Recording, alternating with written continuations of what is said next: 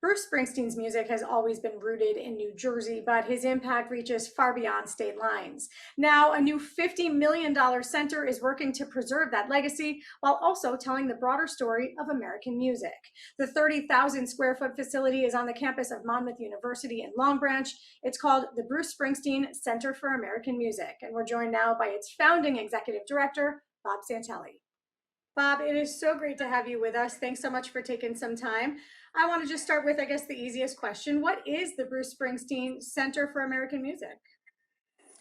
Well, we're really a hybrid of a museum and an archives as well as a performance theater. So we try to make certain that we accomplish all three dimensions in the actual fan experience. So when you come here, you're going to learn the story of Bruce Springsteen, but learn that story through the sounds and sights of American music. Talk to us about some of the sounds, some of the sights that we'll see, that folks will see when they walk in. You know, the Bruce Springsteen Center for American Music is really divided into two places. First floor is all about American music. We have a permanent gallery that tells the story of American music and all its diversity and exuberance and history. There's also a temporary exhibit gallery, and that temporary exhibit gallery today will open with an exhibit called Chimes of Freedom, Patriotism, Protest, and the Power of Song. And that exhibit will essentially explain how music has acted as an agent for political, social change in this country, like it's starting to happen today again with Bruce's Streets of Minneapolis.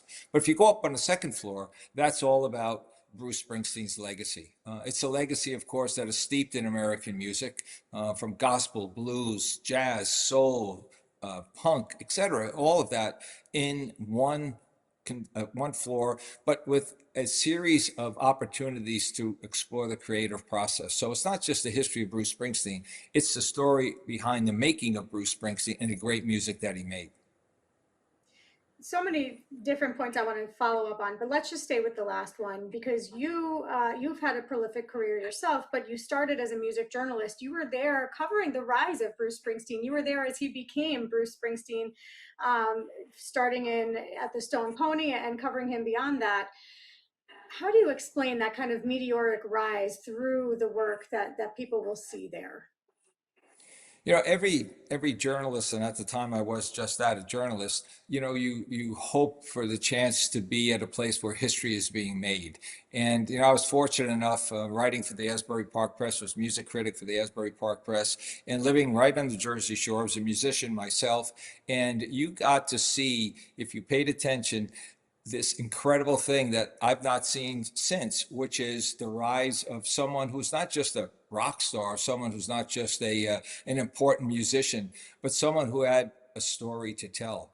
And of course, all of Bruce's music relates to stories. They're stories about the common man, the working man, about love lost, love gained, and to see that happen is really a great opportunity and an honor. The goal here for me, both personally and professionally, was to make sure that narrative, that grand narrative that Bruce Springsteen tells about himself and about America in general, is not only preserved but celebrated. There's so much music that touches on the politics of the day, as you're explaining right now. Bruce Springsteen's done it throughout his career. So many others have as well. And when I try to think about what is American music, it touches so many genres. There's so many influences. Talk us through some of those voices and some of those greatest impacts, you know, folks who've had the greatest impact on American music. You know, the thing about American music is that it's really not American anymore. It's the world's, right? You can go to Chile and hear blues. You can go to Iceland and hear soul. You can go to Russia and hear hip hop.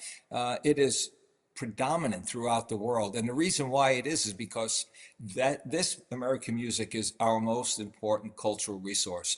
It's the national identity, I think, that speaks to the loudest and the clearest to most Americans, and even those who aren't Americans, but who look to America for its creative ideals. I think when we talk about why American music, it's really because it's diverse. It is takes from all different walks of life. If you go all the way back in time, as we do in our exhibits, you'll find that there was this incredible creative I don't know if you would call it action or what, but the idea was black and white. You had music from Africa, you had music from Europe, and it comes together in America in sometimes a very turbulent way. And what happens is, well, soul, blues, gospel, folk, jazz, rock, funk, hip hop, and I could go on. The 20th century is just America's music century. And so this has been something that's unique to our country. No country, I don't think, has ever had the musical impact on the world that we have had. And so our hope here is that we just tell a little bit of that story, get you a little bit jazzed, so to speak, to go out and find more information, to listen to more music, to understand how this great American music form reflects the American experience. Yeah, it's hard to talk about all of that without talking about your role in preserving some of this history. You helped to create the Rock and Roll Hall of Fame and Museum. You were also the founding director, executive director of the Grammy Museum. Do you see yourself as a visionary and maybe as someone now who was, forgive the pun, born to run this Bruce Springsteen Center? You know, we made a film here. It's called The Ties That Bind, Bruce Springsteen's American Music Journey. And in that film, Bruce encourages everyone who's watching it to become a musical messenger. And I take that literally. You know, it's an opportunity to send a message, to send a story to younger generations, yes, but also for people who might not be well aware of just how important and how great our music is. Sometimes, you know, when we have so much music available to us that we don't appreciate it as much as we ought to. But for me personally, I've been involved in music. You know, I saw the Beatles in 1964 on the Ed Sullivan Show, like so many baby boomers like myself, and it changed my life. It gave me my direction for the rest of my life. And so now, for me, what this is all about here is really to give back. You know, I'm from New Jersey. I'm from the Jersey Shore. I went to Monmouth University as a student, undergrad. I taught here. And well, let's face it, as a music journalist, I wrote Bruce Springsteen's coattails for a long time. So this is a chance to not only tell the story, but to give back to the people who made that story. Well, you're giving back in a big way. This is going to be, I know, just a huge and iconic place where so many folks are going to come to visit, feel a little bit of piece of that history, that New Jersey history, and of course, Bruce Springsteen. Bob Santelli, Executive Director of the Bruce Springsteen Center for American Music. Thank you so much. Thank you.